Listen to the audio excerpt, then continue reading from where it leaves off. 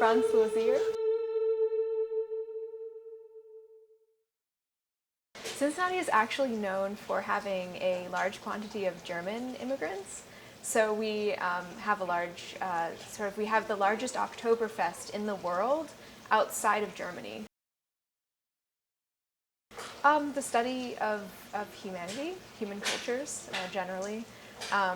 Not just those that are different from ours, but of our own cultures, which I also found very interesting. I had a particular interest in psychological anthropology, which is the intersection of psychology and anthropology.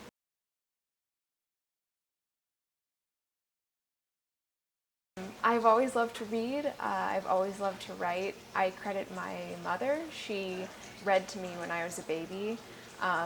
For long periods of time, she always jokes that she had no natural maternal instinct, so she didn't know what to do with a baby except to read to her. So I've always loved to read, and I can't recall a time that I didn't also love to write, even if it was very bad poems about frogs and turtles and things.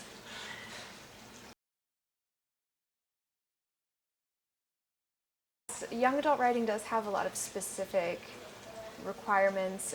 It differs from adult writing in terms of its pacing, the immediacy of the emotions of the main character, which is typically a heroine, a female character.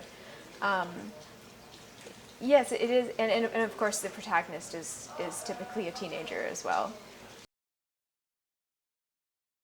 An Enchantment of Ravens is about a 17-year-old girl named Isabel, who is a prodigy portrait artist who paints portraits for the fair folk, fairies, who cannot create any craft of their own, which is anything that is a human creation, ranging from baking bread to sewing cloth to painting. So they seek out Isabel and become her patrons in exchange for her portrait art of themselves.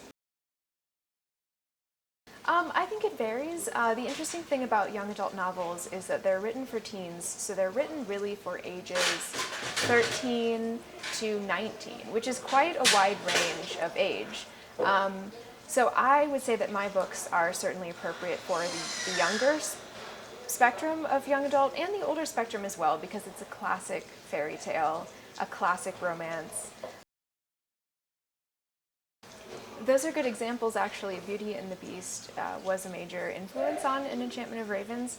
I love that classic sort of maiden and monster type of story, type of fairy tale imagery. I was also inspired by some classic authors, like Robin McKinley was one of my favorite authors growing up, and actually reading her Beauty and the Beast retelling is what made me want to be an author and what inspired An Enchantment of Ravens specifically.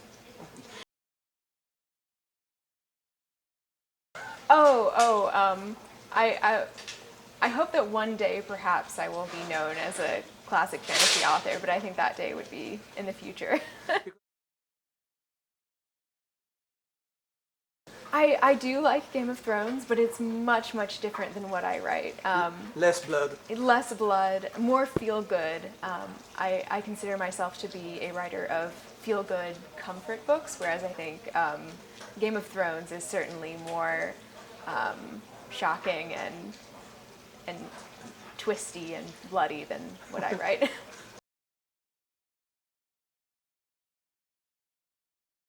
I actually found that while writing, I had a difficult time escaping from the reality of what was happening in the world, and that it sort of hung as a dark cloud over my writing, and made it more difficult to write because I am a writer of comfort books, and I found it difficult to find within myself that sense of comfort and humor because what was happening in the world was so dark and so troubling that it actually interfered quite a bit with my writing.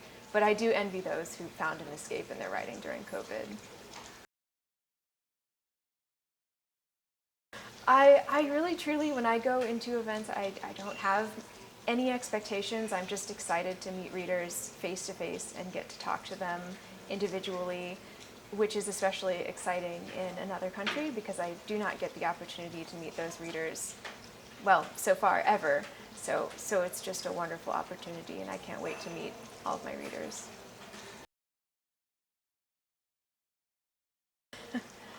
I think I will always be a little bit secretive. I fantasize actually about what it would be like to be completely anonymous as a writer. Back in the days when you did not have to show your face to the public or even your name. You could write under a pen name and no one would ever know who you truly were, what you even looked like, perhaps even what gender you really were. I fantasize about that quite a bit, so I think I will remain as secretive as I can for as long as I can. Goodbye, France Loisirs.